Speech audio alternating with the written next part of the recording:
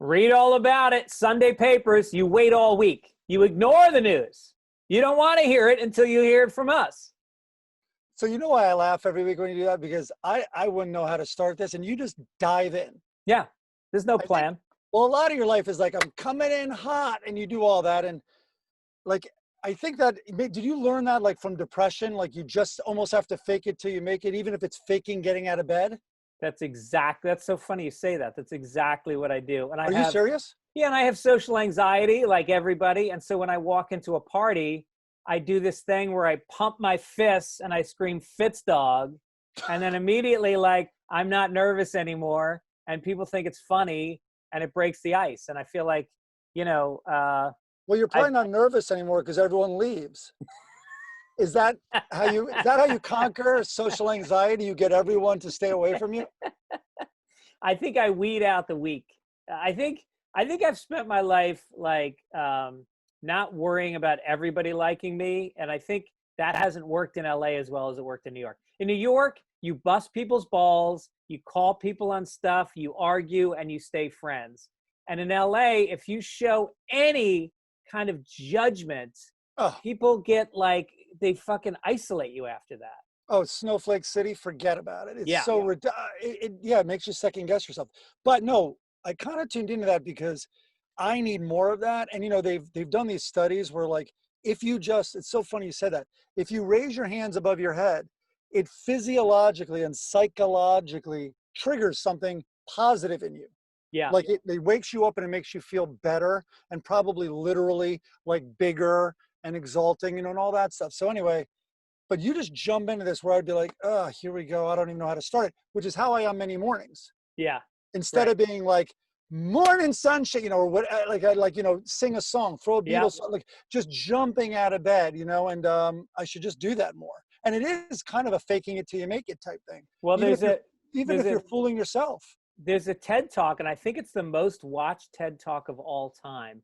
And it's this woman talking about your posture and how it affects your confidence and your mood. And you ever heard about this TED Talk? No, but I've heard about that theory. And and it really is like an animal in the wild, like puffing themselves up before a fight or something. And she talks about eye contact and holding your head up. And when you slouch or cross your arms, how that makes, forget about how you're perceived, but how it makes you feel physically and affect your confidence.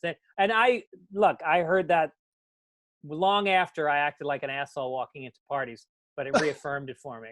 I'm 0 for 4 on all of those. The slouching, eye contact. I think that's why, I like alcohol so much. And as you know, I don't get shit-faced. I used to in college, but I really, when I get to a place, that first drink, I'm pretty anxious and I'm in a bad mood if service isn't good for me getting that first drink. Yeah. And I think that's my version of arms up. You know what I mean? Like I then get that. There's a comfort level of it just being in my hand. It's a disease. Isn't that weird though? I was thinking about it because I don't drink, and I was at a party last night. It was outdoor and we social distanced. But I realized everybody there was drinking, and I thought they're doing it because they would feel uncomfortable otherwise. And then people were dancing. It was like a dance party in an alley. And I was just like, what is it about the human condition that just, think about it physiologically. Yeah. We have to take a substance that alters our brain to make us feel normal. That's not fucking right. And there's also other things, which is, I think I remember reading one study about why do we have to eat when meeting someone? Like, in other words, if you're not doing anything, I think there's a real, social anxiety, like, because all of your focus is on the other person and you're hanging on every word. There's nothing else to do. Yeah. You can't even look at your food, complain about it, bond on it, whatever it is. And I think drinking is the same. Like it's also something to do. And smoking, I mean, smokers totally bond, smokers hang out with other smokers. You go outside of a bar. I mean, what a great way to talk to a girl and break the ice is if you're both, lounged against the side of the fucking dairy inn and it's freezing out, but you both have this addiction. Making bad decisions together. Yeah. Yeah, You right. really have something in common. All right. Let's do it. Let's get into the news, people. Yeah. All right, top story, top story. I don't know if there's one top one really, but obviously everything has to do with this week is the protests. And in Seattle, they've created like a zone. Yeah, I've heard about that. I didn't read about it, but I heard about it. Yeah, and they want within their zone, they want to kind of start their own community. I don't know if it's their own city, but for some reason the cops have just kind of allowed it. It's 6 city blocks, and it's completely peaceful. It's all like Black Lives Matters protesters, and they want free college, and they want free health care, and they want no police. So this is an immature sleepover. Yes. Okay.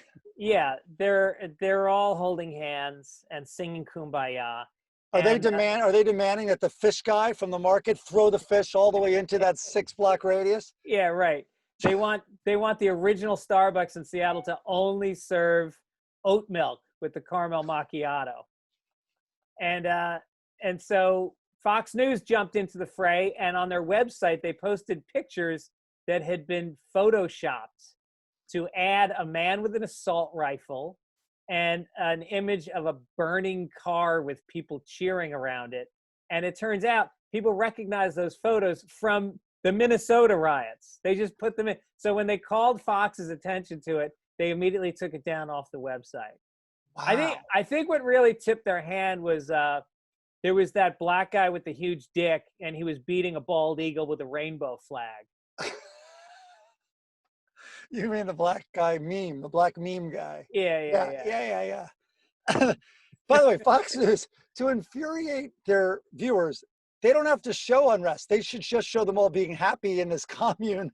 That would infuriate their viewers. Yeah. They don't even have to go the extra step. Right. It reminded me of there's a place, I was in Copenhagen, Denmark one time, and they have a place called Christiania. And they carved it out. It used to be a military, what do you call it, where people live? Armory.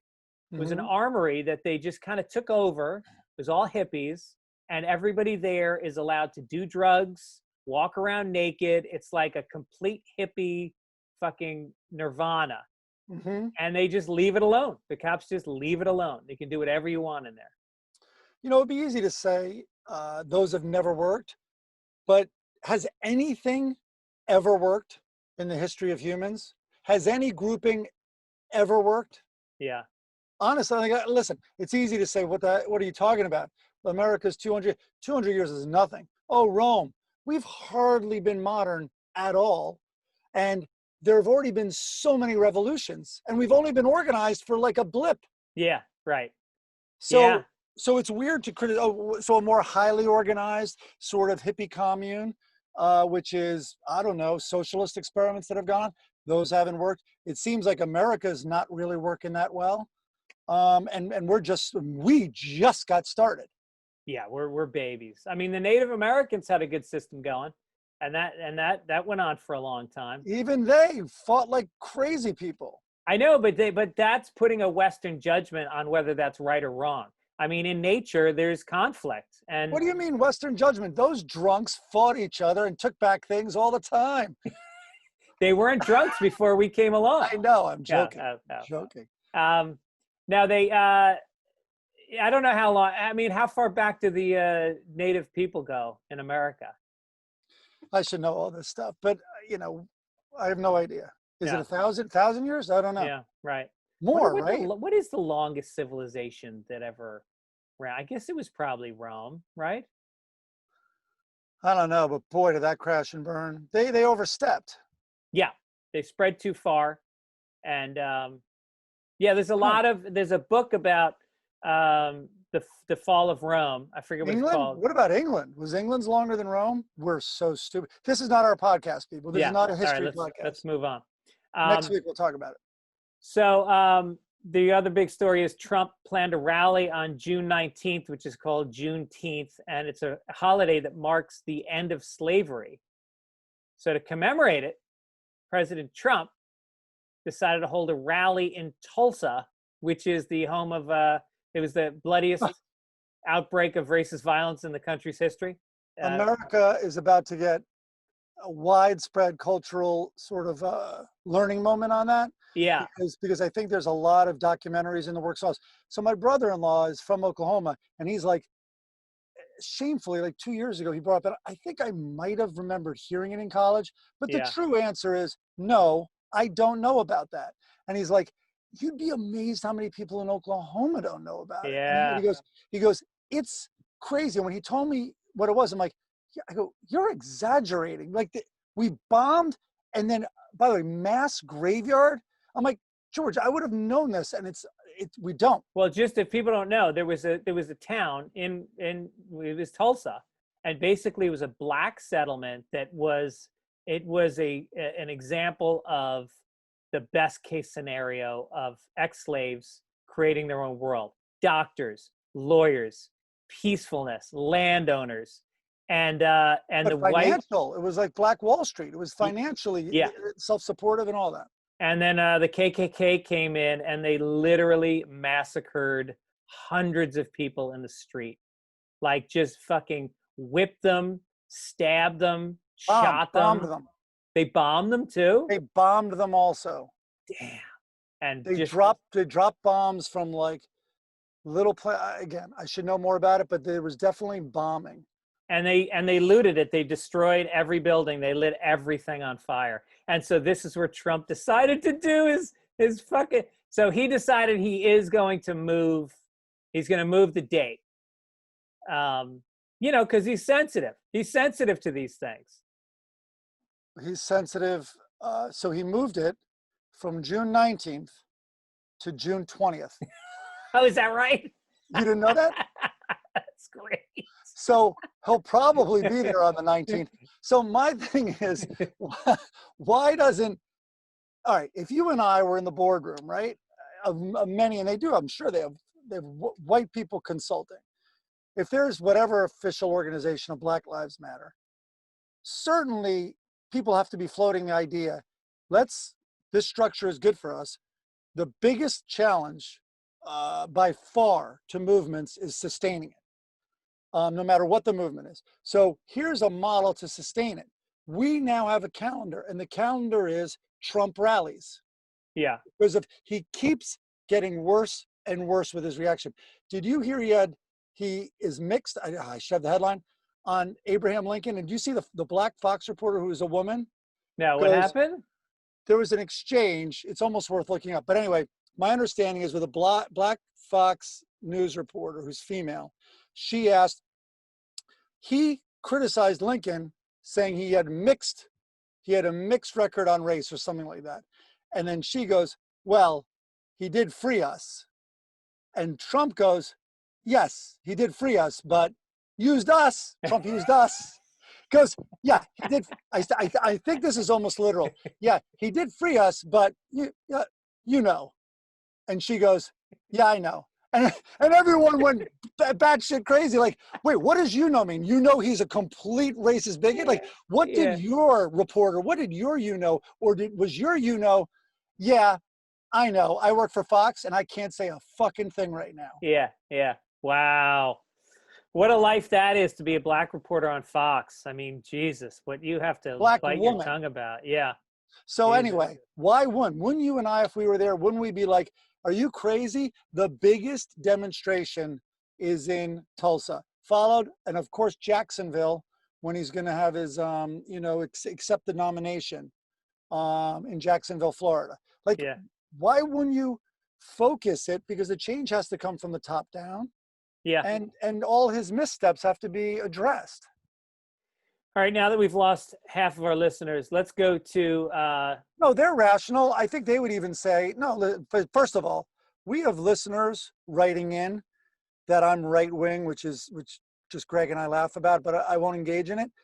But I try to be fair in this, and then the last thing I'll say is, I think a fair-minded person on the right would be like, that's a good plan. If I were them, that's what I would do. All I've said is, shouldn't they protest in those cities? Yeah. Anyway. I did read about microaggressions this week. Do you want me to talk about that? Yeah, what's that? Okay, so this is a news story on, everyone getting woke, right? And so this newspaper said, we want to print for you the most common microaggressions, right? And I know a lot about these because I was writing something on a human resources department, and microaggressions really, the hotbed of them were at universities, right? Where like a black student at Harvard would be like, wow, you must have worked really hard to get in here. So that's a microaggression. Or you must not be paying, which is a less micro, but an aggression. So anyway, the microaggression list is, here's one, the most common. You are so articulate, or you don't sound black. Yeah. Again, right. the person is, many of them are honestly meaning it as a compliment. Yeah. It's a microaggression. Someone who says white privilege doesn't exist, which by the way, this list is actually from last week. I think they wouldn't have even printed that now. All lives matter. Of course, we've learned about that in the last week. Here's a microaggression. I'm colorblind. When I look at you, I don't see color. That used to be a very liberal point of view. Yes. And a woke point of view. That is now a microaggression because you're just not recognizing, obviously, what they've experienced. Can I touch your hair? That's a very popular one. No shit.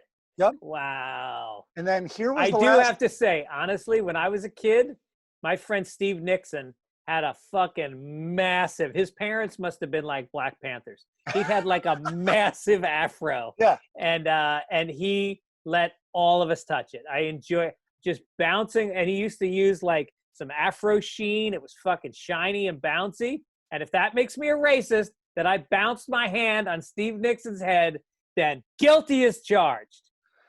No, it's foreign. It's unusual. Yeah. But I also think if some blonde chick had a crazy hair that was like, you'd want to touch that too. Sure. I mean, you shouldn't. But right. I think the other microaggression is Black women having big butts. I know Chelsea Handler in her she did a special apologizing for being white.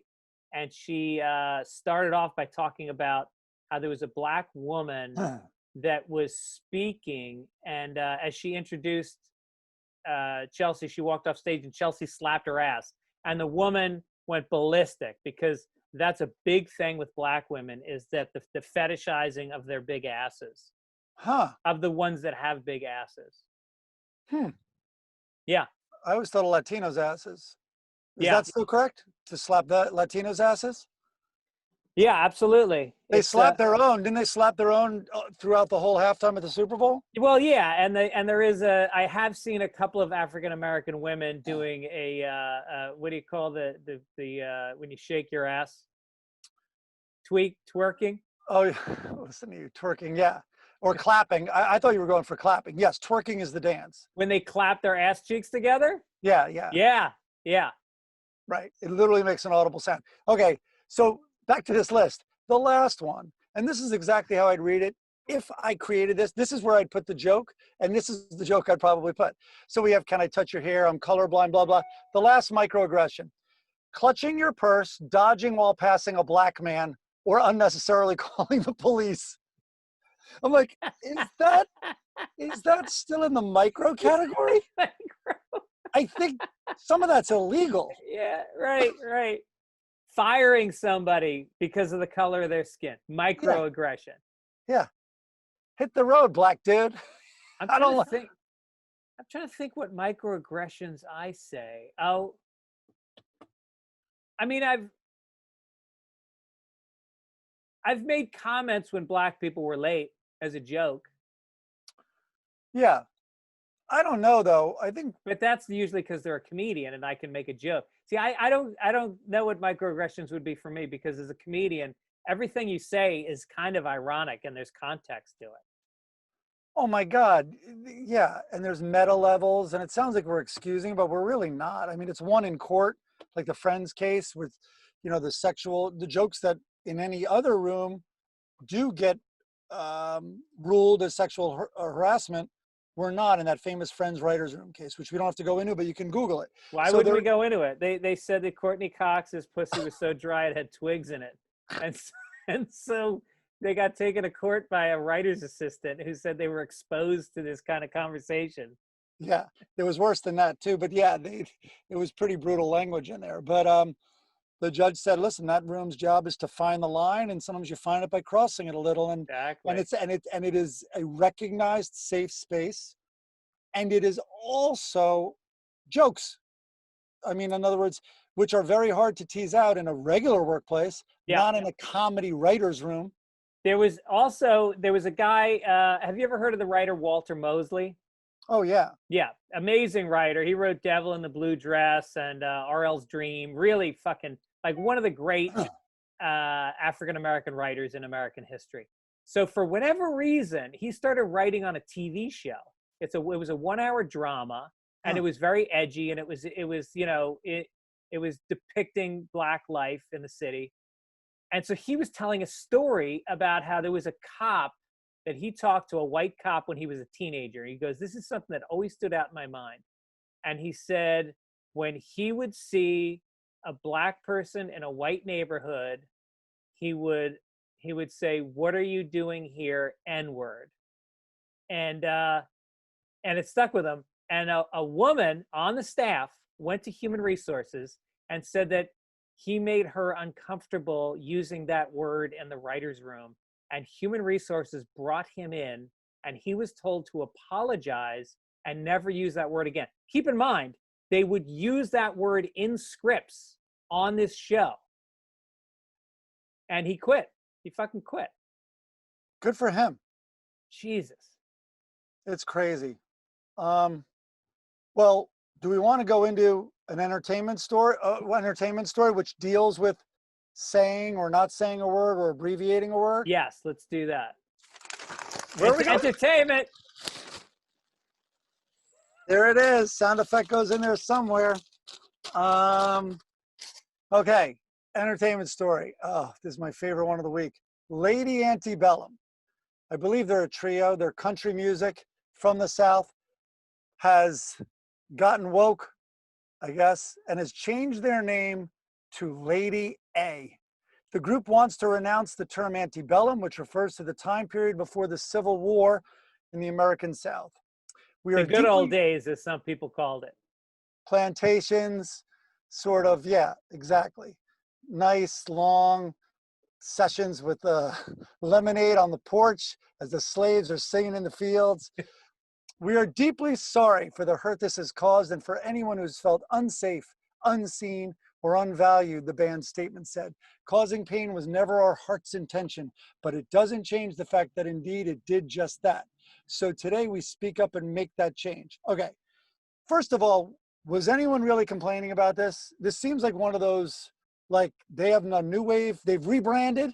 Yeah. All their merch gets updated. This is like when the Devils change their colors, the hockey team, everyone has to buy the new jerseys. Yeah. Like, I don't know. It rings a little hollow to me. Like, was there really an outcry? Is anyone worried about Lady Antebellum during this civil unrest in the country? Yeah. So they changed it to Lady A. Okay, I guess it's fixed.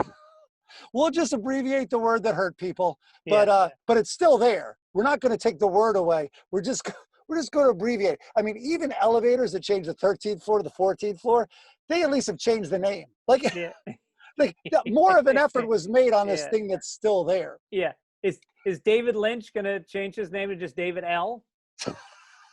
Right. I think this should inspire NWA. You know, like, you know what? We're losing the initials. We're going with the full words. You inspired us, you stupid idiots. Next, they're gonna invite a Black person to go to one of their shows. Yeah, anyone who says NWA it's offensive. It's offensive because you're avoiding our real name. Yeah. Oh my God, you have to say the whole word. So, all right. So, they're now Lady A. So, by the way, how long does Lady A last? I'm sure Lady's going to be politically incorrect before long. Right. You're going to have to just be LA, or why not? Oh, why not change it to Lady Postbellum? Why wouldn't they change it to Lady Postbellum? Or Lady Reconstruction Era? That was the era after the Civil War. I'd go see Lady Reconstruction Era. I'm sure their fans would too. Anyway, the story gets worse.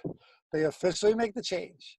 They make their big announcement. It is a big announcement. They've already got a new logo. They've rebranded everything.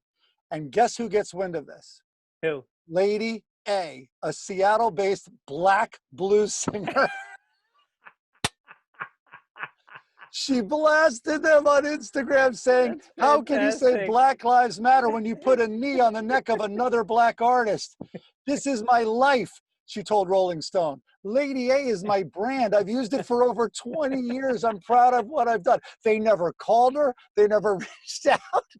It's the greatest thing ever. Nobody I love it. Googled it. Nobody Googled it before they jumped in with the new name. I know, it's crazy. You have to Yeah. Google everything. Right. Honestly, no. Just so listeners understand, it's mind-numbing how many names you have to come up with for your made-up characters in a sitcom. Yeah. Oh, his name is Craig Anderson. No way. You can't use Anderson, and you definitely can't use Craig. Why? Because where's your show set? Seattle? Yes. Well, you're fake Craig Anderson. There's 10 real Craig. Like, it's nuts. Really? That, No shit. oh no, the vetting. So I had a sitcom on CBS for a year. None of those names were my first 3 choices. Not one of them. Yeah. And it's because, and by the way, and then they argue both ways. They're like, no, there's 8, whatever, Jack, whatever. There's 8 of your characters' names in Chicago. I'm like, okay, well, I don't get it. Is it better if there's 1? No, way worse. I'm like, so how many do I need? Over 20? Like it was, anyway, the conversations were mind-numbing. So back to this, that they didn't vet it at all and find out there's a recording artist using that name is crazy. Wow. Jesus. That's like, I mean, John Cougar Mellencamp, he dropped the Mellencamp. I mean, what, is there a Mellencamp? Is there a place where kids go in the summer? No, he dropped melons? Cougar. Oh, that's right. He wanted to use his real name, and that was an example of marketers like, yeah, Mellencamp's the worst name ever. How about Cougar? Yeah. And then he, when he got enough power, fought back and kept Cougar. I guess he had to because of his brand, and added Mellencamp. I don't know what he is now, other than where. What's P. Diddy now? He started off as what? Puff Daddy? No, that was later. I think he's Diddy now. He was Sean Combs. He was P. Diddy. He was Puff Daddy. Sean Puff Daddy Combs, Puff Daddy, P. Diddy. Yeah. Yeah. I don't know. I got to change my name. I am officially changing my name with Grapefruit Simmons. Did you know that? That's, of course, the greatest story. So how's that going to work? Well, I just realized that I've been doing comedy for 31 years, and I've crawled my way to the middle, and it's been nice here in the middle. I don't get accosted. I mean, it's like this, like, you know how you get to wear your mask in public now? That's great for me because I used to get recognized upwards of once every 3 days. So now I can really walk down the street without anyone bothering me. You're in the perfect sweet spot. You don't get bothered at your table in a restaurant, but you also don't get a table in a restaurant.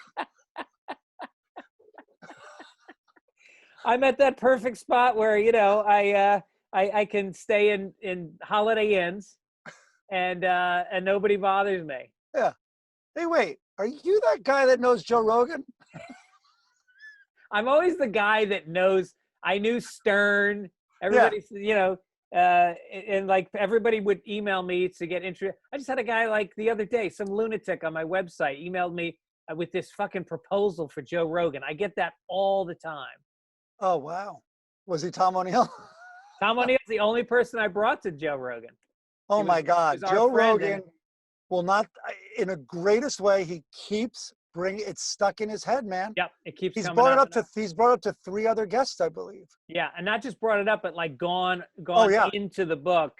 It becomes a talking point with that guest. The guest is fascinated. The book, by the way, is Chaos by Tom O'Neill, and it's about the Manson murders. And he's the only guest I introduced to Rogan, and he booked him based on my recommendation. And I really believe it's like the best podcast he's done in years. It was unbelievable. And Tom suddenly, after a year of doing, his book did okay, all of a sudden it was on the New York Times bestseller list. He was #1 on audible.com. It just blew up. It's crazy. And it was it got great reviews in London, everywhere. Like, it's a legit great book. Yeah. Go watch the podcast. And I don't even have to tell you to buy the book. Once you watch that podcast, you have to buy the book.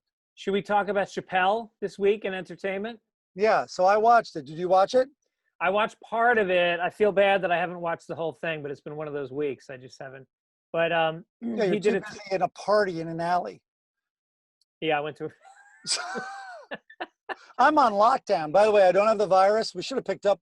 We should learn how to string our listeners along with ongoing stories. Yeah. Anyway, I'm on day 9 or whatever, or 8. I don't have the virus, nothing. I've never felt greater in my life. Who knows? That's the update. Okay, so Chappelle, what did you watch? I watched him shitting on Don Lemon because Don Lemon on CNN said that he black shamed all the celebrities that are not coming out and speaking out about the racial unrest. I mean, he really got fucking heated about it. Right. And so Chappelle does this half-hour monologue. It's on YouTube if you want to see it. It's called 846, based on how long the cop had his knee down. And so Don Lemon says that, and then Chappelle comes out and says, he goes, and I'm watching Don Lemon, that hotbed of reality. He says, where are all these celebrities? Why aren't you talking? Do you want to see a celebrity right now? Do we give a fuck what Ja Rule thinks?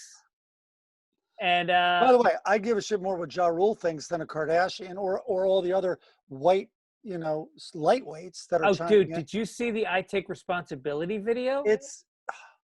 That was crazy. Take responsibility and don't go on camera. Yeah. No one wants to hear you. You got. If you haven't seen this, if you haven't seen this, look up I Take Responsibility. It's got all these stars. I should say stars. There's some B-level stars: Sarah Paulson, Aaron Paul, Kristen Bell, Deborah Messing, Julianne Moore. Those are some A-listers, by the way. Yeah, I guess so. Yeah, I guess they're A-listers. But there was a lot of people I had no fucking idea who they were.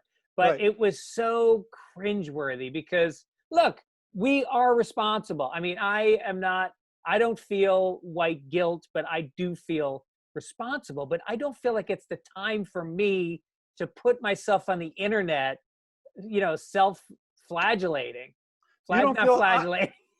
Yeah. Flagellating is farting, right? What do you call it when you whip yourself? No, flatulence.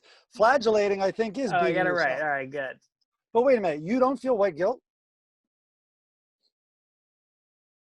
Did you hear me? I'm thinking about it. Oh, sorry. Yeah, I guess I do. I guess I feel white guilt. I 100% do. Yeah. I don't know how you don't. What moments make you feel like you have white guilt the most? Probably when I report innocent black people to the police. Just to get a job. I only do that to get a lot of likes on TikTok. I don't know. I mean, maybe I shouldn't feel guilt because I never do it in public, but when I wear blackface around the home. Dude, there's this video that came up on the internet of Stern way back when in blackface and an afro and talking like, and that's what we do when we go downtown. It's fucking crazy. I hate to say it. Do you know who you sounded exactly like just now? Who? Frank Sinatra and a lot of his banter. Oh, yeah. Right. He's like in, not Duke Ellington. Who was Sammy Davis? No, of course the Sammy Davis stuff. Oh my God. But at least that was kind of to Sammy's face. Sammy got a lot of heat for tolerating that.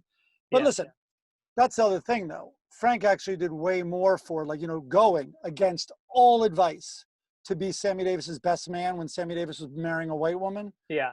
And anyway, these were the 50s and 60s. No, it's true. So they did a great documentary on Sinatra, and he really was he was very supportive of Sammy Davis. But I think it's at the Sands and his banter, and he's like, "Oh, I don't go down there," and he'd say, and Count Basie, who's unbelievable, by the way. That's almost a rock album. That band is so strong. Yeah. So get that album and listen to it for a couple of reasons. One, you'll hear a little bit of disturbing banter when he is doing a black voice. Which album is it? Frank Sinatra Live at the Sands. Okay. In Vegas. Yeah. But the left's oversteps a little bit in some, the Gone with the Wind thing. Do we want to talk about that? What do you mean? I mean, that's pulling Gone with the Wind, I think is very stupid. First of all, HBO, which is not just HBO, it's HBO Max, the channel, pulled Gone with the Wind when a black writer who here wrote an editorial saying And I want to defend him a little because he's getting a lot of flack for Who is he? the guy who wrote 12 Years a Slave. Oh, Ridley? John Ridley. Yeah. Anyway, Ridley wrote an editorial that movie needs to be contextualized because it shows slaves happy in their place, Yeah. enjoying it, benefiting from the system, right? Right. And totally crazy. So he did not ask for it to be pulled. That's the only part I want to defend. But HBO Max reads this editorial from a very influential Black writer, and they pull Gone with the Wind. And it's like, really? That's your first move?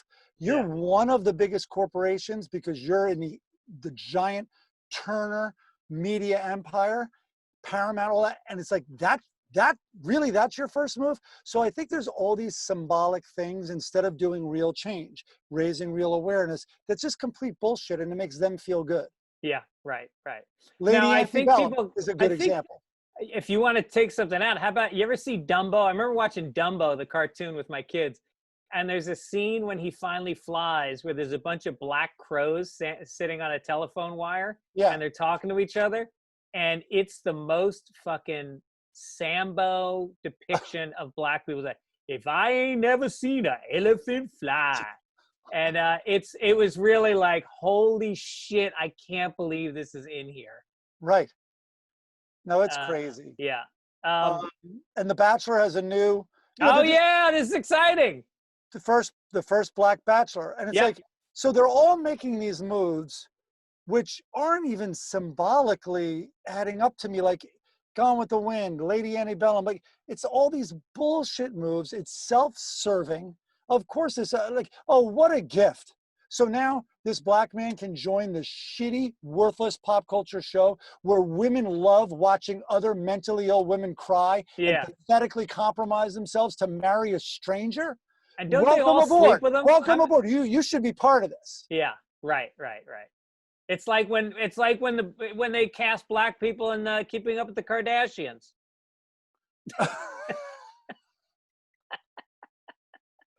Oh my God. What's his name? Oh, fuck with names. Did you see him making fun of this video? What? I think he used to date Sarah. What's his name? Kyle Dunnigan. Oh my God, Kyle Dunnigan is funniest video. He's goddamn funny. Go to Kyle Dunnigan's Instagram. But he's like, it was basically a family meeting, and he has the faces digitally put on of all the Kardashians, and so Caitlyn Jenner is like, all right, this is a very important week. And they're like, totally, black guys matter. Yes, black guys matter. And Caitlyn's like, it's not black guys. Anyway, I don't want to ruin it. It's so funny. He also mocks that I Take Responsibility video this week. Oh, it's so good. Yeah, it's so good. He's got to come on my podcast. Jesus Christ. So by the please know the rest of the country, please know that there's so many smart, especially comedians, who understand what a bubble Los Angeles is, and they hear us complaining about it. I give the left so much shit in this town, and they're really overstepping it now. I mean, and what happens is when they do overstep it, you're feeding the right the easiest weapons to use against any candidate and the whole entire left, but you're also discrediting this movement. Exactly. And when you do these bullshit maneuvers, all of a sudden, a lot of white America is watching and going, oh, we solved the problem because, there's more black people getting Oscars or whatever. Meanwhile, in the factory, the middle managers are all still white. That didn't change because fucking, name a black actor who got a break. It's like, oh yeah, I don't know. No, ABC can feel good because there's a Black Bachelor. HBO can feel good because Gone with the Wind, for some reason, is not on the air. How about leave it on the air so you can see what America used to paint slavery as? It's the same thing with N-Word Jim in Huckleberry Finn. Exactly. Or All in the Family. Yeah. Oh, I can't wait till they pull All in the Family off the air because Archie Bunker's a racist. It's just lunacy. When All in the Family first aired, it was on and I've told you this before. It was on CBS at 8:00, I think, on Saturday night. It's and now when they show reruns at 11 o'clock at night on cable, they run it with a fucking warning ahead of it. I told you, so Kilborn was in the same studio that they shot the All in the Family pilot. And then we had a thing like Kilborn, I think I've said this before in a podcast, Kilborn criticizing someone like a guy who has a bro dumb sense of humor. He's like, whoa, what do you like, Polak jokes and all that? They're like, absolutely not. I'm like, whoa, guys, it's context. I know your small little brain saw Polak, bang, bang, bang, red flag. I go, please read the sentence and the context. And I go, keep in mind, 30 years ago, All in the Family, it was in every show because one of their characters was Mike, the Polak. They called him the dumb Polak. The dumb Polak. And it's like, and again, the context there was that character was racist and wrong. Anyway, there was no talking to them about it. It was not allowed to say it even in that context. Right. So anyway, let's talk about, we always do our reviews of what we're watching this week. I began The Wire. I'm jealous. I'm about 7 episodes into The Wire. I'm going to catch you this week. You keep going at your rate. This is like you starting to work out. Now I'm working out. I'm watching that show. Have you never seen it? Because I'm done with Mad Men. I've never seen it because I'm intimidated by it. And just that, anyway, it's a biggie. And I'm done on Mad Men. You guys can try to talk me into it. I'm a season and a half in, and I realize it's serial. You rewatched Sopranos? Rewatch Sopranos. Yeah. Okay, so I'm wondering, it might be the same style. Sopranos, they stood pretty well on their own independently. And then as it went on, they latched into arcs. But this is what I can tell you for a fact. And trust me, I want it. I know Mad Men is a well done, very high quality show. Don't get me wrong. But not once in 15 shows did I say, ooh, I have to see the next one. What time is it? You know what? I'm going to squeeze another one in. Not once. Not once did I have that impulse. I can see that. I think it's also it's such a heavy show. I don't think you can watch them back to back. But what about The Wire? I feel like with The Wire, I watched 2. During the pandemic, I've been watching 3 one-hour shows a night, me and my wife. And, that's great. And so with The Wire, we watched 2. I feel like with 2, I'm done. And I think with Mad Men, it's the same thing. I don't think you can, but I think with Mad Men, what you get is every guy wants to have sex with January Jones. And every guy wants to be John Every Hamm. viewer. You mean every viewer. Every viewer wants to, the women want to sleep with John Hamm. The men want to be John Hamm. I mean, it's just the characters are so well played. They have so much complexity, and they're sexy. Not to make a dumb point, but I don't want to be John Hamm at all. The guy is absolutely disabled emotionally. Yeah. Alcoholic. By the way, that's a good example. There was that one, and then whatever. This is the last thing I'll say about Mad Men. There was one episode early on where this kid's birthday party, he had to go out and get the cake for his daughter, who's waiting for the cake, and everyone, the guests, everyone. He goes out, he fucking drinks, parks the car, drinks, but doesn't come home. And then one neighbor guy's like, you didn't see this coming? It's like, no, I didn't. What? No, I didn't see this coming. And it's like, and then he comes home, she has like an angry face, then never brought up again. Like never, like, how did that not get brought up again? And don't tell me, oh, it's like the 60s. She was ripped shit. Also, I want an explanation. Yeah. Well, honestly, what the fuck was that? Yeah. So I don't like John Hamm. I'm sure he gets more likable. He has taken a stand a few times for women. I might revisit it down the road at some point, but I'm not going to prioritize it over The Wire. New Wire watcher this week. I'm very excited about it. You do have to turn on the subtitles because it's a little bit hard to understand. And I don't mean like the slang of the inner city in Baltimore, but it's just the sound mixing is not good. It's very hard to hear what people are saying. So I suggest that. Have you guys tried, because viewers might be interested in this too? That's a big problem for a lot of people. Your TV or whatever speakers you're using, turn up the center channel. I know. I bought a Bose speaker. I have one of those flat Bose surround sound speakers. I almost guarantee you that's most of your problem. The Wire could have audio issues, but generally, especially if you have a sound bar or something, it is so trying to accentuate a sort of fabricated surround sound, but also the high quality of the lows and the highs. And the center channel is where the audio is. You know what? Sorry, there's actually center channel is where the dialogue is. There's actually a button on the remote for the Bose speaker that is for voice. You can hit it and I think it focuses in on that mid-range. Does it have a picture of an old man? Like, what?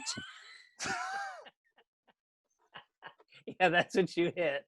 With those big trumpets sticking into his ear? I saw a movie this week, and as you know, I don't smoke a lot of pot, but somebody gave me a 10 milligram gummy of edible 10 marijuana. is too much. 10 is a lot for We are somebody that lightweights. doesn't really, yeah, somebody doesn't do it a lot. And then I sat down with my family and watched Scott Pilgrim versus the World, which is a Michael Cera. I heard that was trippy. Michael Cera or John Cera? Michael Cera, right? I don't think that's before Michael Cera's time. No, he's in it. Oh, is he? Yeah. He's the star of it. But it's the most trippy movie. Yeah. And here's the crazy thing is I took it at the beginning, and the movie starts out kind of linear, and it makes sense, and it's straightforward, and then it starts to get a little weird, and then it gets completely non-linear, and then it becomes a video game that's a plot of a movie, and I am freaking out. I'm sitting on the couch, and I'm looking at my son, and I'm going like, what's going on? He's like, Dad, it's not that. I was like, okay, I'm fine. And then it ended, and I was like, my head was spinning, and I just went into my bed, and I put a pillow over my head, and I went to sleep. I don't think if I was sitting next to my daughters high watching any movie, I'd be able to keep it. I don't care if it's the most straightforward thing in the world. Yeah. I think I'd be like, they know I'm high. Yeah. And I'm irresponsible. I would get, that whole guilt that comes in. Yeah. Pot can make you do that. Pot can make you get crazy. Oh, yeah. Thinking about the paranoia. You need rehab. You do it once every 6 months, and you feel like you need rehab when you're high. Oh, yeah. The paranoia is awful. All right, so wait, we didn't finish on Chappelle. Yeah. The Don Lemon thing, I get that. So I watched all of the Chappelle. Well, I get it, except the irony is he's telling Don Lemon that black people shouldn't be, celebrities shouldn't be commenting. He's doing a special called 846 that's about what's going on. Yes, I love Chappelle, and I think he's so smart. So that's why I'm going to watch it again, because I didn't understand some points he made. I think he was born at 8:56 or 46 in the morning. Yeah. He tied that in, and that made me concerned that I didn't understand what he was doing. But anyway, but one thing was, it's less than a half hour, and way less. I think it's closer to 25 minutes, and I think he's raised the bar so high, I expected more. Yeah. And especially in this moment. I don't care that he didn't try to be funny at all. I loved hearing him talk. I just felt that, like, I don't know. I thought I was expecting more. And there was a little bit of a Don Lemon asked, and people were like, hey, what are you going to do? And he has a point that these celebrities are answering that call, and why are they? But there was a little bit like, I wasn't dying to know what you had to say yet, Yeah.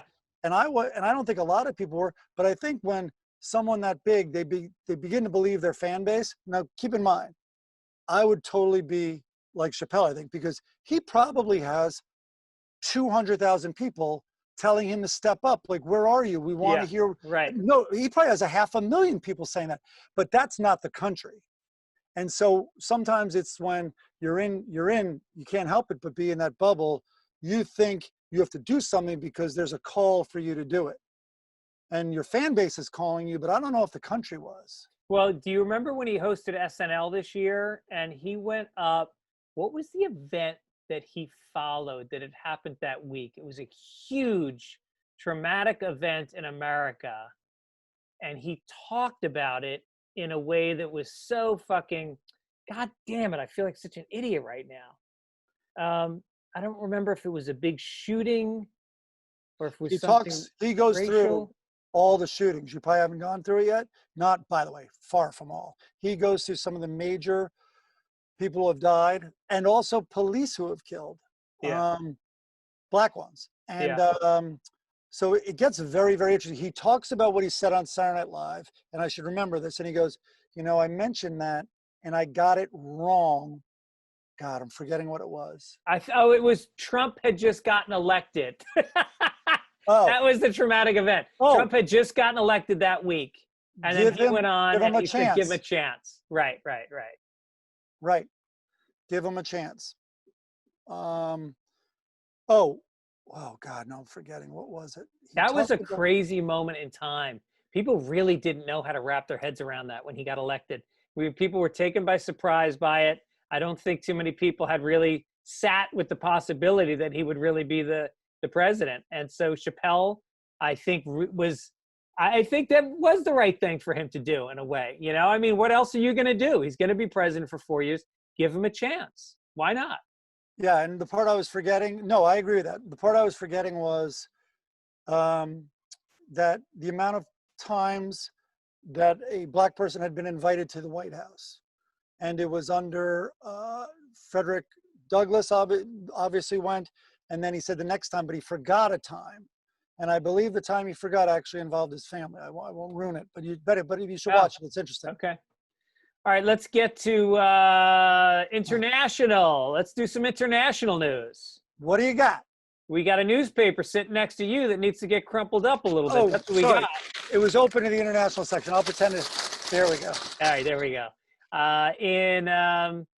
In Africa, the former Lesotho, I've never heard of that country, but it's an microaggression. Go ahead. Former Lesotho First Lady Messiah Thabane has been rearrested for the killing of her husband's ex-wife. She ordered the killing of Lipalelo Thabane, who was shot dead. You can just say ex-wife, right? And then she fled the country and they arrested her in South Africa. And that's, I mean, look, if you're the president's ex-wife, and if you're the president's wife and there's an ex-wife and she's maybe being a cunt, you can have her killed. I mean, that's so cathartic for so many people that have spouses that have bad exes. Are you kidding me? Of course I would do that. Yeah. And you don't even have to do it yourself. She ordered the killing. Think about having the power. You live in a small African nation where you're so fucking corrupt. You know, you're stealing money, you're oppressing the people, and you can sit around and have advisors and go, why did I order that killing? There'll be no repercussions at all. Yeah. You know, the funny thing is Melania is doing the opposite. She's like, will you whores speak up like this guy? I need some backing here because few people know this. I kind of tried to divorce him. Did you read that this week? Right. She did not want to move to Washington. Yeah. And this is my theory and everybody's theory. I think she wanted out of the marriage. They're like, that can't happen. The Southern Republican base has put this guy in there. You are going to Washington as a couple. So then I think she said, well, then we're ripping up the contract and I want to know. Prenup. Yeah, she changed the prenup. That came out this week. Right. And but like, you know, she doesn't have to worry about Trump's exes because they're all dead broke. I think his prenup's fucking I think what's her name made her own money. Ivanka made her own money. She was running the plaza when we lived in New York at one point. Yeah.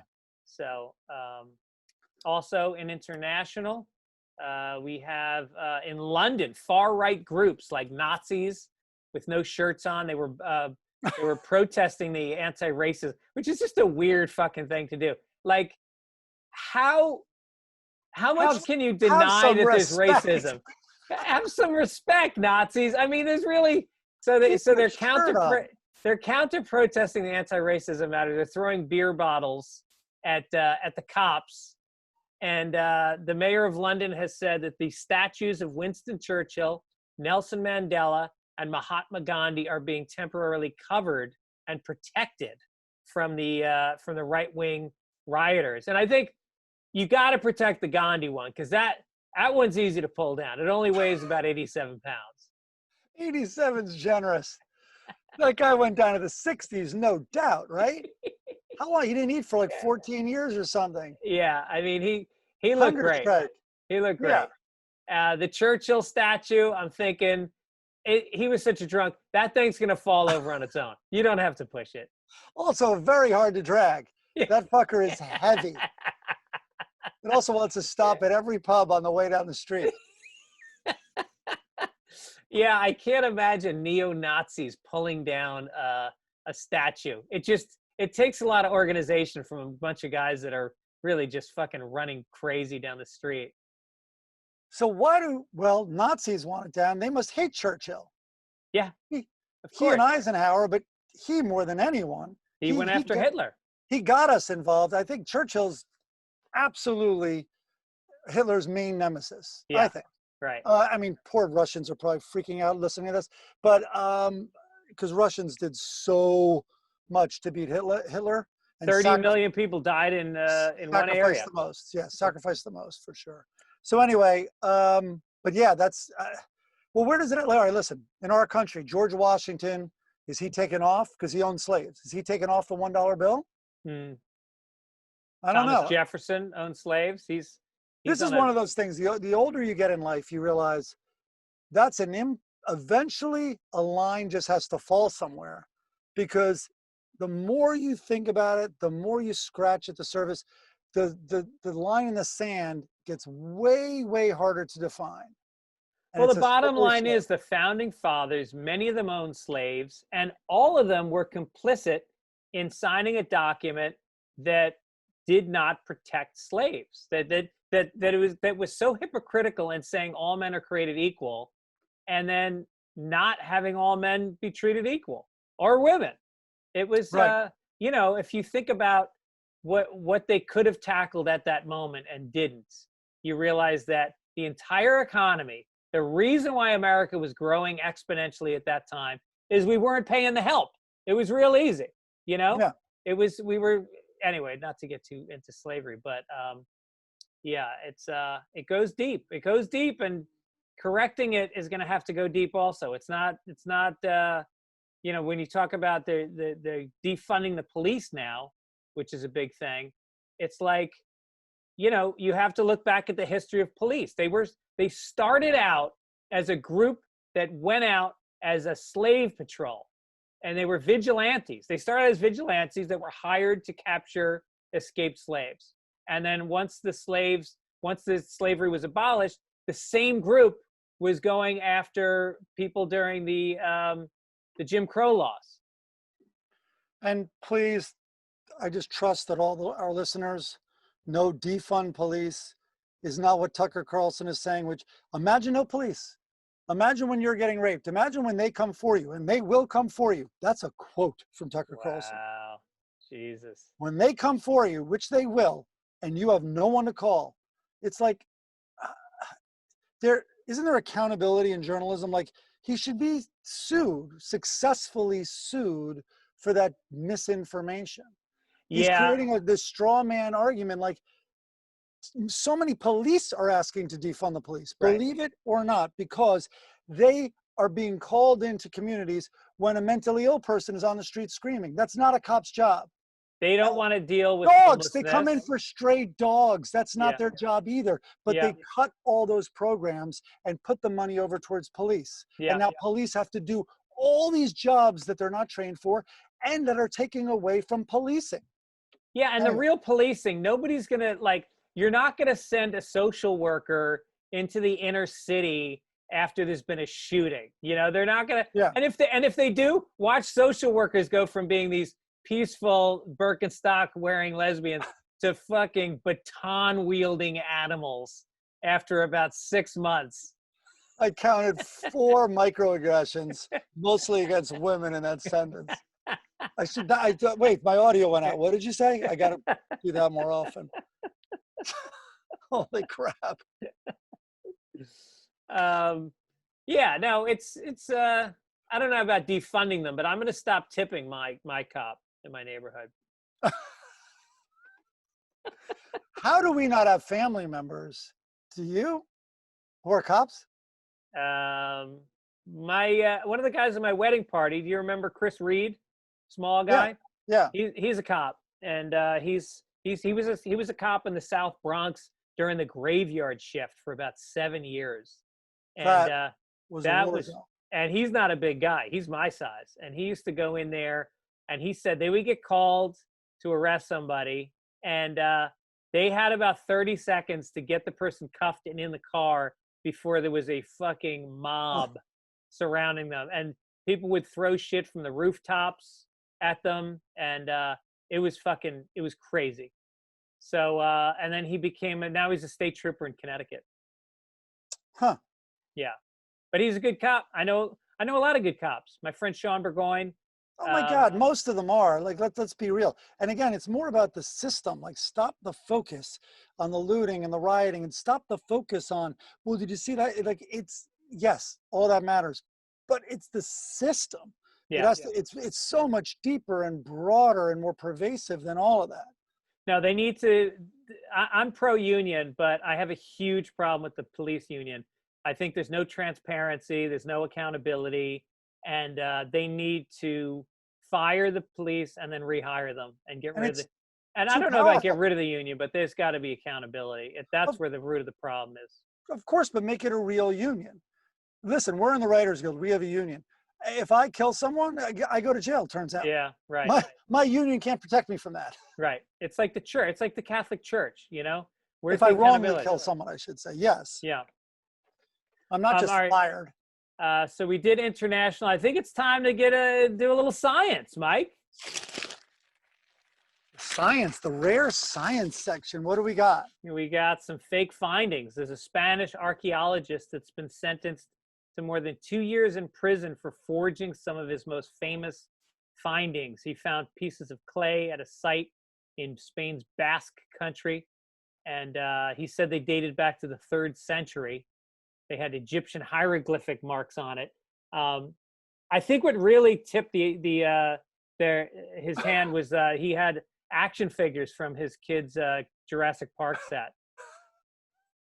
He had a T-Rex, a plastic T-Rex in there.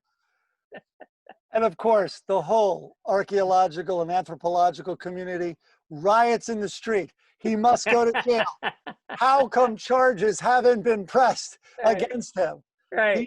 He has his knee on artifacts. Neanderthal lives matter. Yeah. Oh, God. My audio went out. I couldn't hear you again. What did you just say? That is so funny that no questions asked. He goes, by the way, you can go to jail for that? Yeah, right. That seems a little strong, no? Well, I don't Can't you think just be so. disgraced and fired? No, because it's science, man. This guy had a big, I can't remember his title, but he had a big title. But like, you know, if you fake science, science builds on itself. And if one thing is wrong in the foundation, it fucks up all later studies. Okay, so, I understand if you're lying about findings and you are a pathologist or whatever it's called who is trying to come up with a cure. So you've lied, your stock price got inflated, but more than that, people have died because you lied about the efficacy of your drug. I get that. But if you're lying about like, hey, this cave painting, yeah, it's 4,000 years old. Yeah, it's 4. Yeah. And it turns out to be 2. Right. I don't, jail? Plus, you got to think archaeologists are nerds. They can't go to jail. They would be everybody's bitch. Hey, come out in the yard. We want you to dig some. Here, bend over and dig this up in the yard. Yeah, I don't know. Yeah, I don't know. It sounds weird. Yeah. Another thing in science, a new study found that repetitive negative thinking in later life is linked to Alzheimer's disease. Uh-oh. Negative thinking behaviors such as ruminating about the past and worry about the future. The study.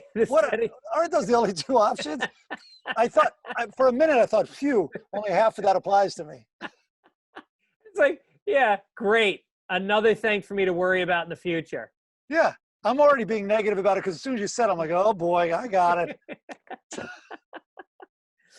So what happens? Alzheimer's? Dementia? What? They say they tested level of anxiety and depression and found greater cognitive decline in depressed and anxious people. Do you need much cognitive ability when you're just depressed in old age? Probably not.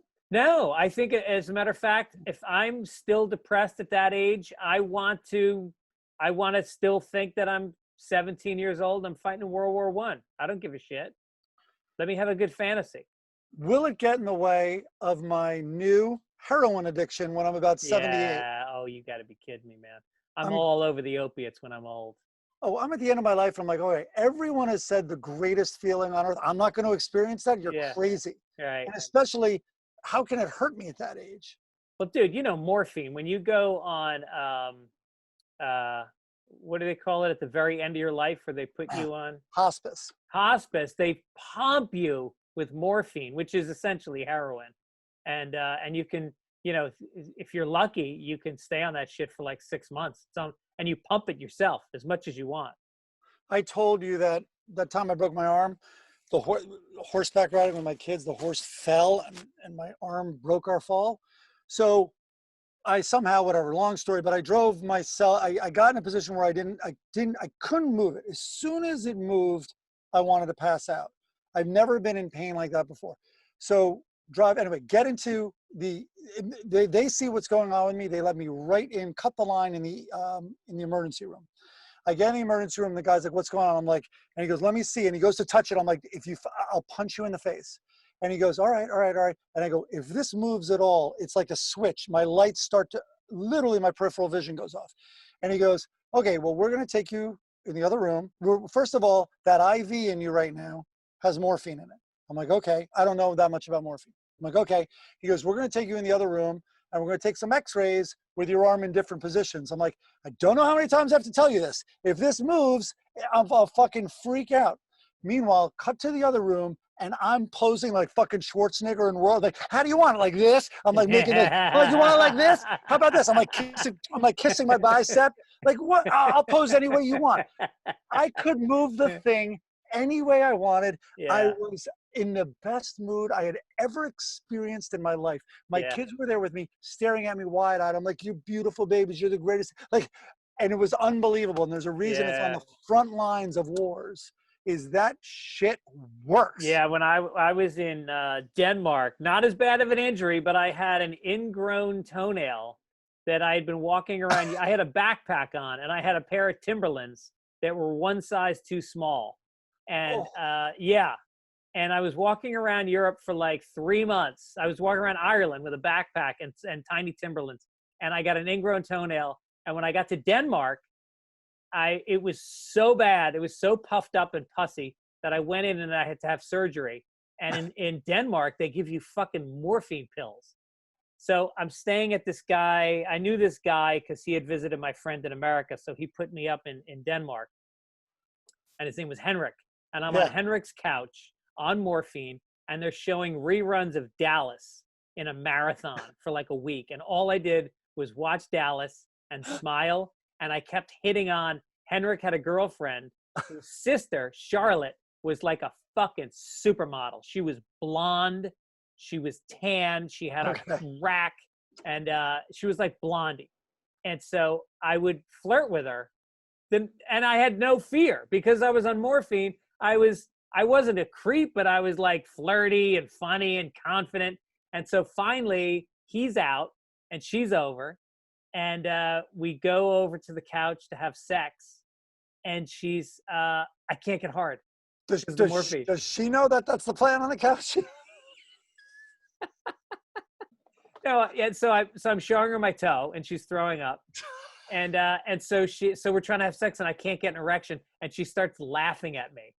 Oh, she fucking laughed at me, and so I just went back to watching Dallas. And tripling the morphine dose. For that pain? That pain, morphine doesn't help so well. Yeah, I can't even go back and masturbate to the image. It's just nothing but shame. It's a wet noodle. All right, let's get to, you got any Dear Amy's? I do. Wait, I had, we should move it along though. I know, what did I have? We did entertainment. We did my blah, blah, blah. Oh, sports. I don't know if you want to go there, but NASCAR. Yeah, let's do it. Sports section. So politically charged issues, so we'll see how we do here. But NASCAR on Wednesday said the Confederate flag runs contrary to our commitment to providing a welcoming and inclusive environment for all fans and competitors and our industry. So the Confederate flag is banned at NASCAR events. And there's a huge uproar over this because they tried this once before. A couple of the drivers, I think it was Little Dale Earnhardt Jr. and the other, Jeff Gordon, I believe, had spoke up against it, and it didn't work. They just, the Rebel South, with their RVs and everything on the infield, and also, of course, clothing, it was out in full bloom, the Confederate flag. So anyway, they are sticking to it. And of course, many defenders of it are like, listen, it's a symbol of, the South and the history of the South. It's not specific to slavery. And it's also, even the Civil War, where that symbol was born, was about states' rights and not all this. So that's bullshit, basically. Yeah, because what was this? The state, what exact laws were the state trying to put through at that point that the federal government did? Slavery. That was it.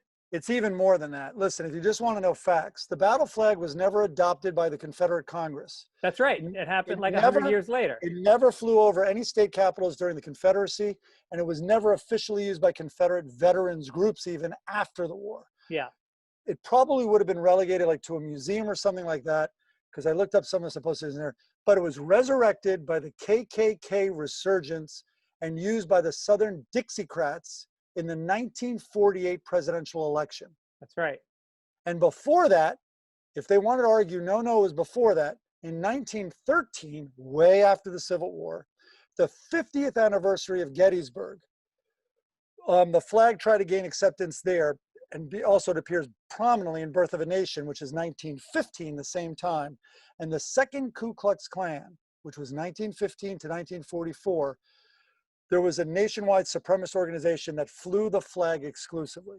So that's when it came up the first time. So it's a little bullshit to hide it and sort of. Yeah, I mean, look, if these Southerners want to hang a flag at NASCAR, what about the white flag? Wasn't that what was up at the end of the war? That was the final Confederate flag. Yeah, right. Fly that. Yeah. But listen, it's free speech, but don't confuse it, because you can fly a swastika also in this country. In some countries you can't. But this is a private event. Yeah. Like, fine. Fly it on your porch. Wear it at home. Put it on your lawn. You have a right to do that. But this is just NASCAR saying it offends some of their customers. They're a business. It's offending the 3 black guys that go to car races. Oh, wait. One of them is a black driver. Did you know his flag? Oh, that's right. That's right. So he was in the news this week. Bubba Wallace. I wish his name wasn't that. Anyway, he's NASCAR's lone black driver. He called this week for the banishment of the Confederate flag. So he was one of the people that really instigated this. And he said there's no place for them in the sport. He asked the stock car series with the deep ties to the South to formally distance itself from what for millions is a symbol of slavery and racism. Now, the black driver, is he able to keep up driving a Cadillac when everybody else says like Porsches and Ferraris? God, this audio, I tell you, it goes out, it's spotty. It goes out at certain times and I don't hear what you said. I'll probably just say, I don't think so, Greg. I didn't hear what you said. But I do know that, how about his car? His car then was going to be some specially marked. Oh, it was going to be, the Black Lives Matter car. Oh. So you had Black Lives Matter. But I was just going to be like, why don't they just put a big target on it? Get paid by Target, but it's also a target because I think that guy's going to be driven off the road. All right, let's get to Dear Amy. All right, here we go. Okay. It's confusing always because it's Ask Amy, but they begin with Dear Amy. I got this one from like the Denver Post, I think. Dear Amy, I'm gay and in a long distance relationship with my partner boyfriend. I live in a city on the East Coast and he lives in a city on the West Coast. I visit as often as I can, but until we live together, we're not monogamous. I don't hook up much, but I believe and accept that my boyfriend does.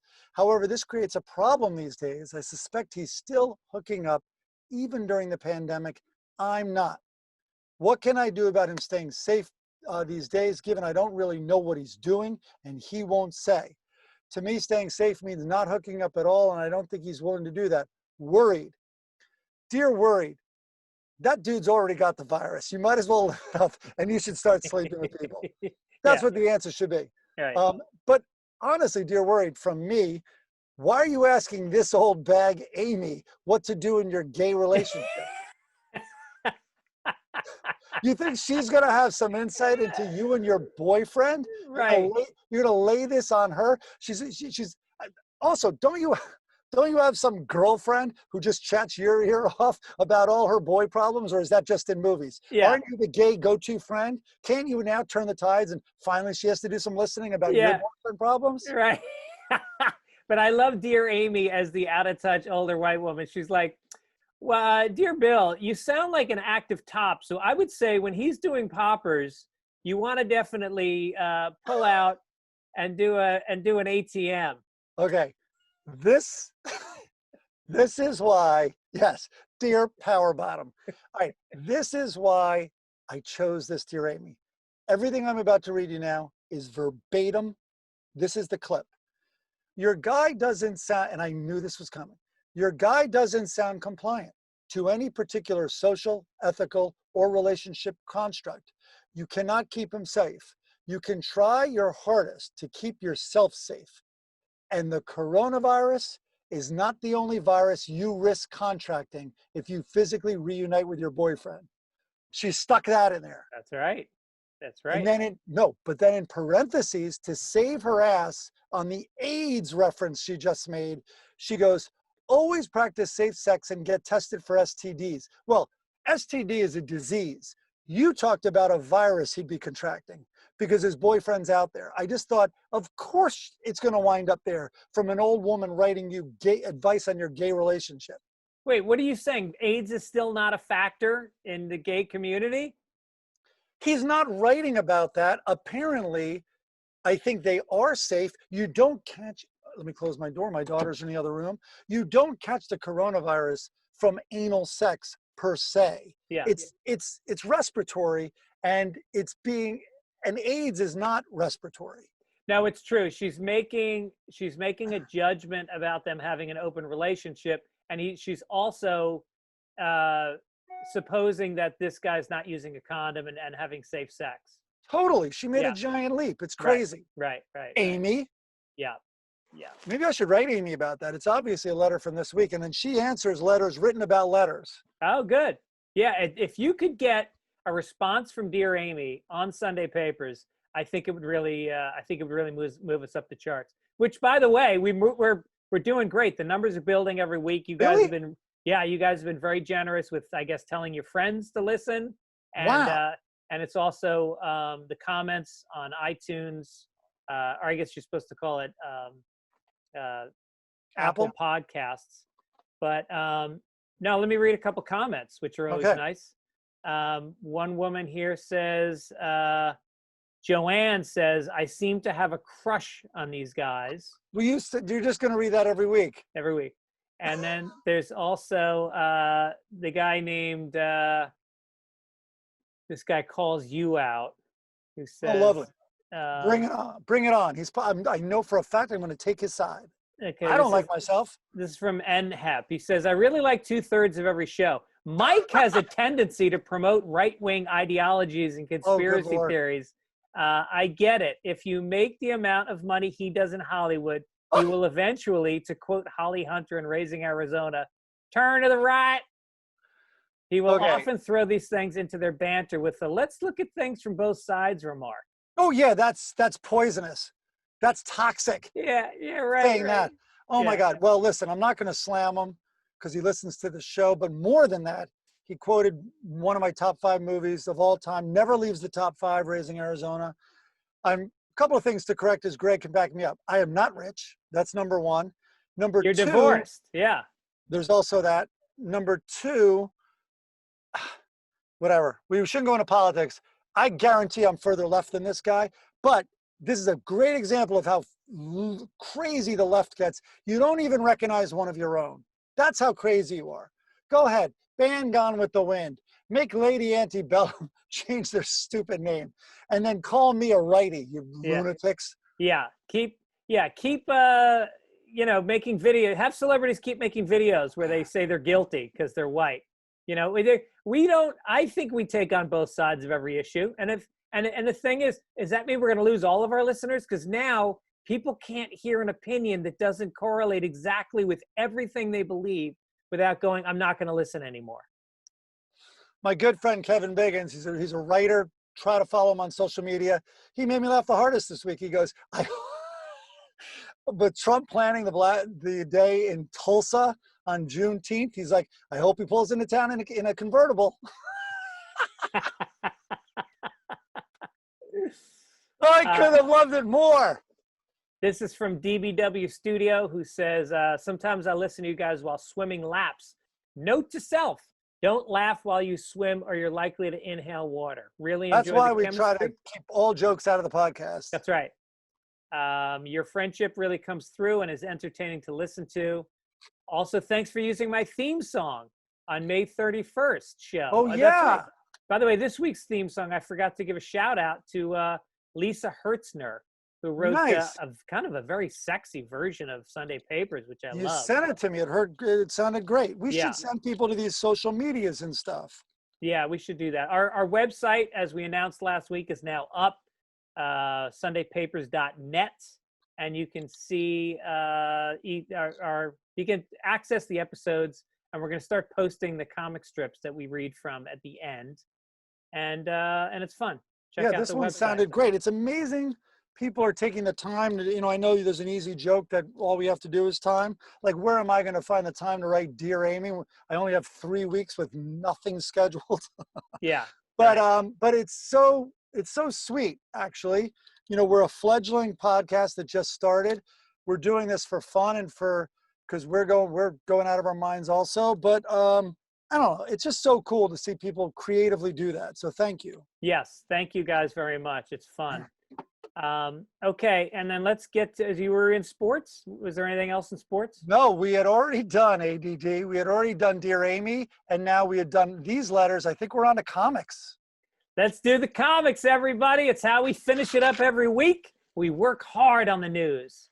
We go deep, and then finally there's a little dessert. Let's start off with a new one, a guy that we have not read from because it's a children's comic. And you would think the misogyny that we often highlight in Andy Capp and the Lockhorns, you wouldn't find in a children's comic. But hello, Dennis the Menace. Okay. This week's comic shows Dennis. It's a one-frame comic. His friend is a girl, and she's holding up a mirror, and she's fixing her hair.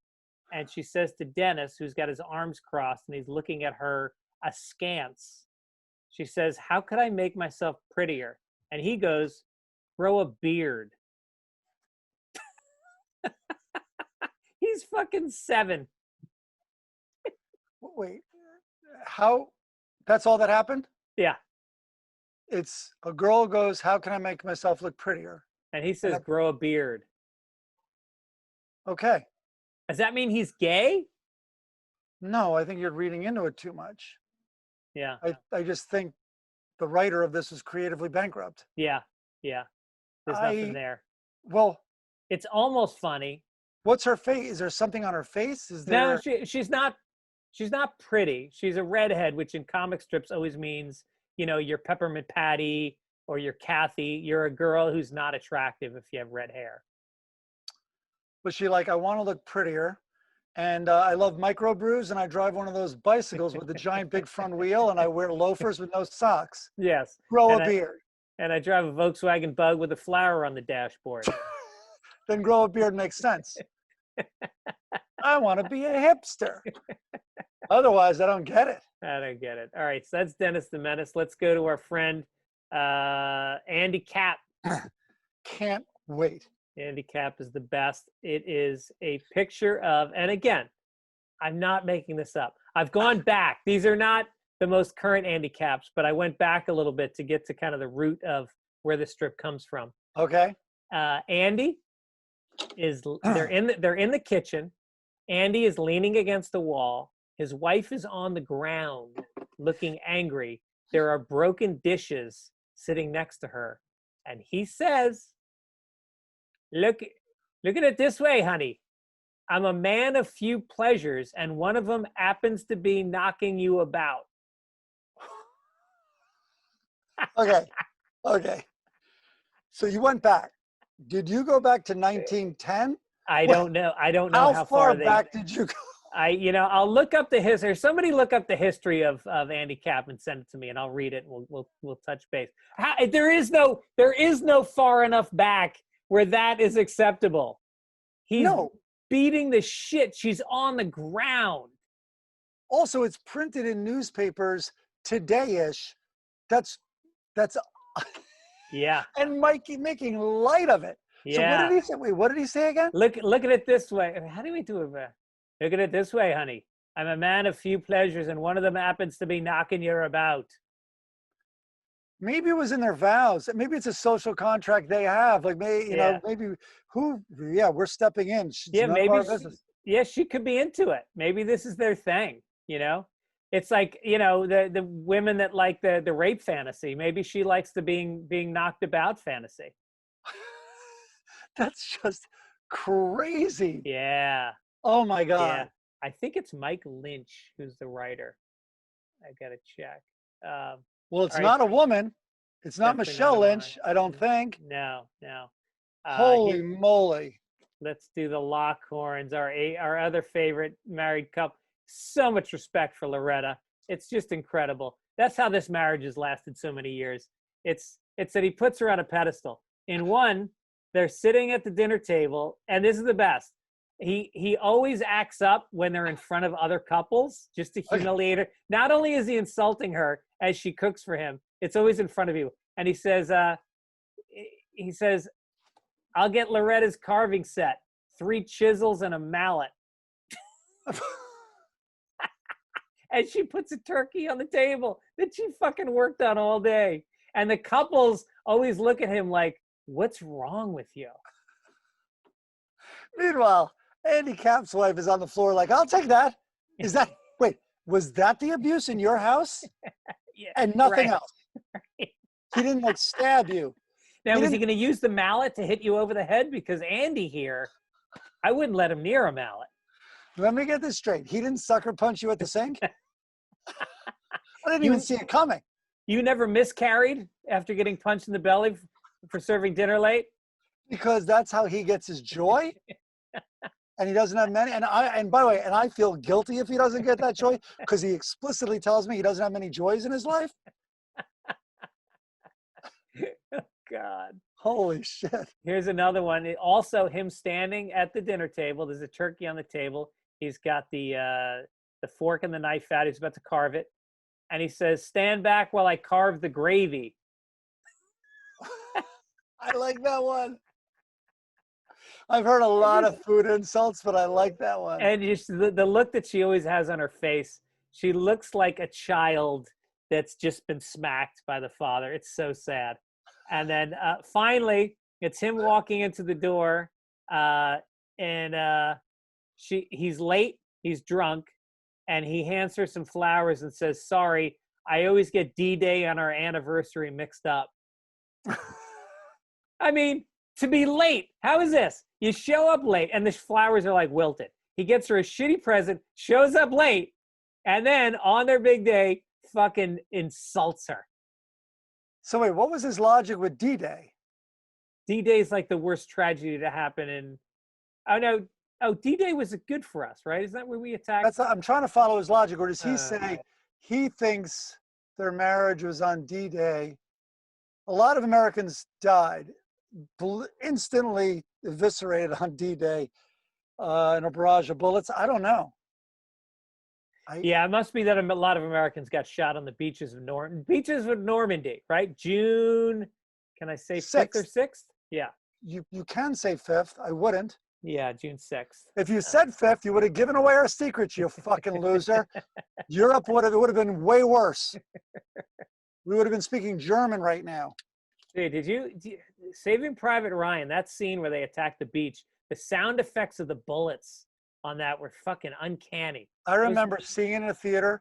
I saw The Man Chinese. I was ducking. I didn't realize it. And then it's one of those things like you don't realize it. And I was like, all of a sudden my back hurt. And I realized I was ducking the first 20 minutes of the movie. Yeah. Yeah, it's incredible.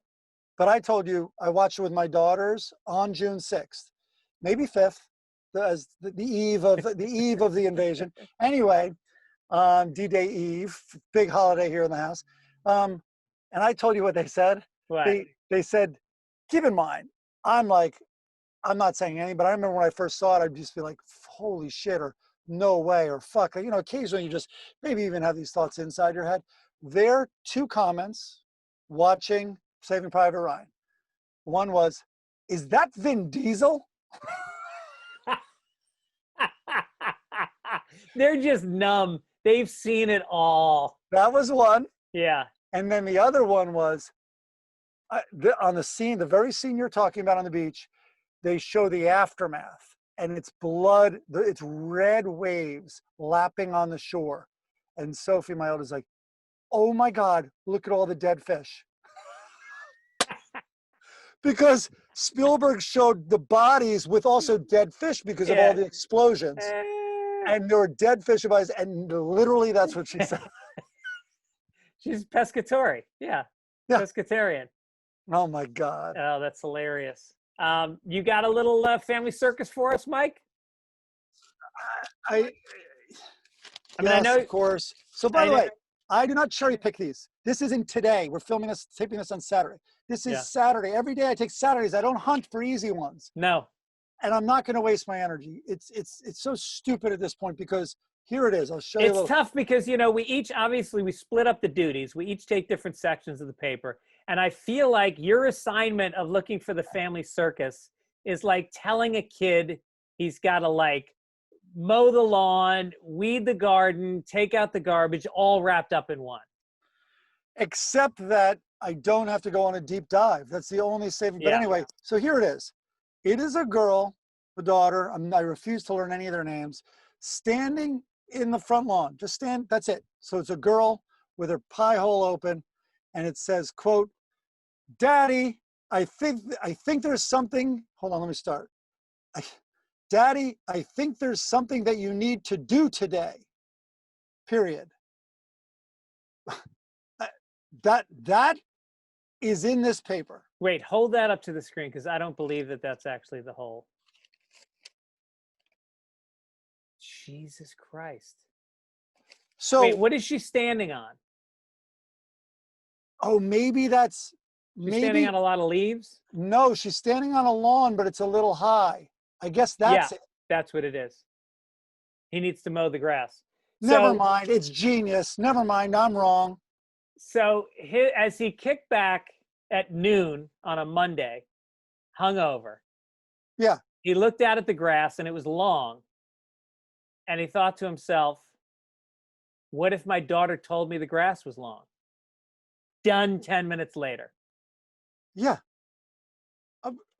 I know what something Daddy has to do. He has to smack that smirk off your face, daughter. Why don't you shut the fuck up? I worked hard all week, and now I'm home. And by the way, the grass is up to your ankles. Oh, boo-hoo. Who doesn't fucking love that? What are you, a putter? Yeah. You gonna practice your putting? You've been hanging out with your mom too much. You're gonna fucking group nag me? When do I do that? After taking out the garbage and supporting this entire family without any thanks? In what order do you want the lawn done, little bitch? You know what one of my joys is? Not mowing the lawn. You know what one of them is? Battering you around a little bit. Exactly. When was this written? What about the black fella? Isn't he going to mow our lawn for us? They probably changed it. They probably had to update it to put it on Daddy now. Yeah, where is Family Circus shot and written? Is it there's no Latinos? I was going to say that, yeah, it's shot and written in Trumanville. Wasn't that the name of the movie? The idyllic fake Pleasantville. Stage. Pleasantville. Yeah, that also. But wasn't Trumanville like I never saw Truman. Oh, you should see that. Yeah, I heard that. It's not great, but it's good. Does it stand up because it was basically a precursor to follow around reality shows, wasn't it? Before any of them had ever been done. It was pretty groundbreaking in that, like there were cameras hidden everywhere. Yeah. And he did not realize, he was in a reality show. Yeah. The Truman Show. The Truman Show. All right, it's time. Let's get a little Blondie in. Let's do it. Top it off. This is one where they do a lot of strips in bed, which is kind of weird because this thing, these comics are, like, I remember sitcoms that were shot in the 50s. You had to have separate beds. Do you remember that with like Ricky and Lucy? Of course. Dick Van Dyke Show. They always had two different beds. And in the movies, there was a rule back then that in like the 40s, where each person had to have a foot on the ground when they did a bed scene. So, hey, by the way, have you heard, we're not going to see love scenes in movies for a while because of the virus. They can't film them. Jesus. Isn't that interesting? Well, but they'll still run Blue is the Warmest Color on Netflix as often as I can watch it. Have you seen that? The new sexy, I guess they're just going to do it. Maybe they'll do it with a hole in the sheet, or they'll just be playing with themselves behind fiberglass. Press your boob against the glass. That old trope. Yeah, prison sex. Yeah. Okay. So foot on the floor. Okay. All right. So Blondie and Dagwood are in bed, both under the covers in one bed, and Blondie's hair is. She must fluff it up before bed because it's cascading across the pillow. Her yellow locks catching a little light. They're in bed, but it's pretty fucking bright. And she is normally, as you know, Dagwood sleeps on the left side of the bed. She sleeps on the right side of the bed. This time, she's on the left. So it's jarring. You immediately go, did they fuck? How did she end up over there? And she says, this is just plain weird. And he goes, I told you so. And she goes, there's no possible explanation for it. And he goes, nope. And then she goes, you're right. Living on this side of the bed makes me wonder what's left over in the refrigerator. And he goes, there you go. Dagwood, you're in bed with a woman who's got on a peach-colored negligee hanging off one shoulder. Her breast, you can see the top half of her breast. You're thinking about fucking lasagna? Are you a homosexual? Have you been castrated? What fucking shame spiral are you in that you don't realize you're next to the hottest piece of ass? You have access to that. God knows why, but you do, and you're thinking about fucking ribs, you piece of shit. And she just told you she's hungry. That's right. She just told you that. Oh, God, it kills me. I just wish I could be animated. Just animate me and put me into that world and film it. And she just validated him. Right. How much more can she do to prop you up?